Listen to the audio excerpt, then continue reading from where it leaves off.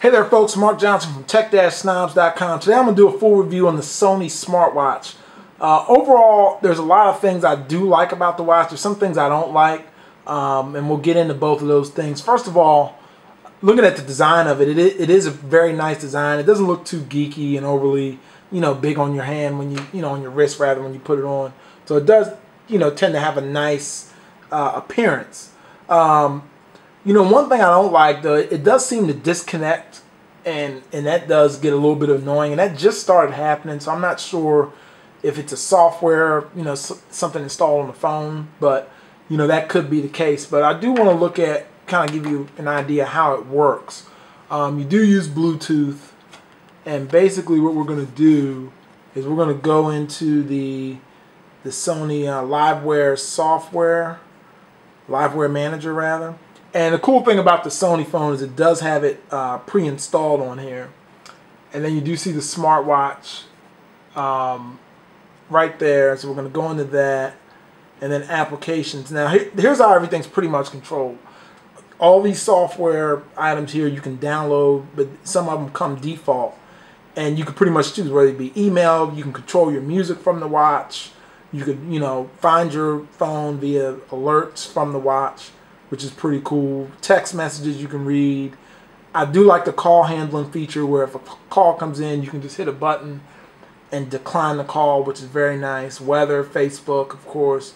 And then if you can go online and you hit search, there's a slew of applications on the App Store, on Google Play. I mean, it just goes on and on. So there's a lot of options there for it, and pretty much once you pair your phone with Bluetooth, you'll have access to all these different, softwares, and you can make some of them widgets, which, make them appear on the screen. You could sort the applications. So overall, it's a nice little feel. I like how you can change the watch, how it looks, whether it be an analog to a large digital clock to a digital clock that stays on all the time.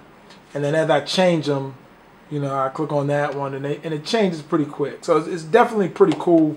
And then when you swipe back and forth on the watch to get to items, up and down, if you pinch, So overall, I do like the, how it operates. I like looking at the, the messages. If you want to look at text, you can look at text. If you want to look at the weather. And this is basically everything that I have on the phone. If I click or swipe on that, swipe right for the weather. You can see, weather coming up. So overall, it's nice. I mean, even if you don't use these features, I do think it's a pretty nice watch. It does retail for $149. You can find it cheaper online, I found.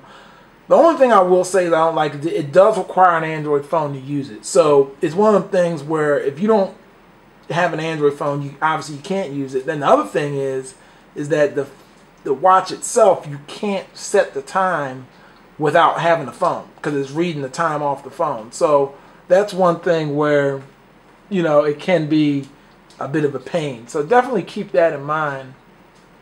When you're looking at picking up the, this smart device. But, it's got some fitness apps and everything on here. But pretty much at the end of the day, all that is dependent on the phone itself and not the watch. So it's like it just connects to the phone, and it's just another way you can view your information on the phone. So, pretty nice, but overall, it's more of a niche product, and, it will appeal to some. Some other people will have no use for it.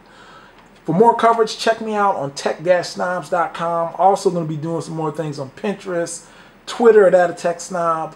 Thanks for watching. Take care. Bye-bye.